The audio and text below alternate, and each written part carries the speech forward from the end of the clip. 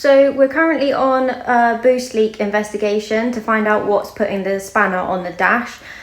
We've already changed the induction kit over and we've still got the boost leak and we've still got the spanner. So there's obviously something more going on than the induction kit that had the little hole in it. So we're going to smoke test the car, see where it's coming from, and hopefully we can fix it, because in 3 days time we've got to drop it off for the wrap and we need to drive about 4 hours up north to do that. So we really need to get it fixed in time to get this wrap done, because it's so important, because otherwise we're not going to make players, which is in 3 weeks. So we need to get a move on with getting this fixed. We also need to change the radiator over from the standard one to an AirTech one, which will hopefully help with our overheating problems that we were suffering with on the Nürburgring. And we've still got the exhaust problem as well. The exhaust is still cable tied on. So we've got a new exhaust hanger and we need to fix like the bracket that holds the exhaust at the middle as well. So we've got exhaust, radiator, and whatever the boost leak is to try and do tonight. It's just an after work evening, so we've not got long and we've got quite a lot to do. This is the smoke test machine. It just goes in where the air filter goes and fills the system up with smoke. And then like this, if you have a boost leak, you'll see smoke coming out. So we're just trying to figure out where it is. And this was the little pipe that goes into the intake. It's just got a tiny hole in it there. As you can see, when the fingers are over it, the smoke stopped coming out. So that's quite an easy fix, because all we're going to do is just put some self-amalgamating tape around it and then it will seal itself over. It's only a tiny little hole anyway, so I don't think that this is what's actually causing the problem. I think there must be another leak somewhere else, but we can't tell until this one is fixed, so the smoke stops coming out of here. We fixed that other little leak and there's still quite a lot of smoke coming out from somewhere. It's difficult to tell exactly where it's coming from, because it's kind of coming from the front and the back. So that probably tells us that it is around the bottom of the car, but finding exactly where is quite difficult, and it's quite a lot of smoke, so it's quite a big leak.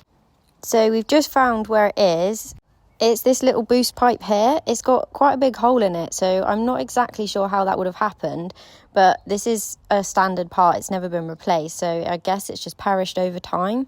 The good news is that it's easy to get to. The bad news is it needs replacing and not fixing. So we're going to move on to fitting the radiator instead, as we need to order a new pipe for that. So this is the difference between the standard radiator and the AirTech radiator. As you can see, the AirTech one is so much thicker, so it should hopefully work a lot better. So while Joe was fitting the radiator, I was drilling some holes in the front grille, because this is a bit of a silly design from Ford and half of the grille is actually sealed, so you don't get as much airflow as we need to help with the cooling. So I just drilled all the holes in this bumper for about 3 hours. The AirTech radiator does fit without any modification, but it is a very tight fit. It was quite difficult to get in and even harder to plug all the clips in. It's just such a tight fit that it took ages. But we finally got it in and we're just filling the coolant system back up now to make sure that everything's going to work okay. We've done a temporary fix of just taping that boost pipe just for tonight so we can drive home, and then we're going to come back again and attempt it tomorrow.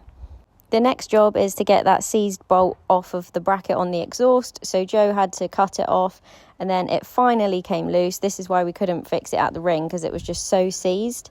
But then once that had come off, we replaced the exhaust hanger and the bracket. So that should be all good now. No more wobbling and loud exhaust. This all took absolutely ages and we didn't finish until 3 in the morning. We're very tired, so hope we can fix the leak tomorrow. We tried to get a new boost pipe from Ford, but they only sell the whole kit for £350, and we only need this tiny little elbow here. Luckily, we found a silicone hosing company that had a pipe in the exact diameter that we needed, and it's even got the bend in it as well. It was a little bit long, so we just cut it down to the size that we needed and clipped it on, and this has actually fixed it. So that was a very easy fix once we'd finally managed to find the part.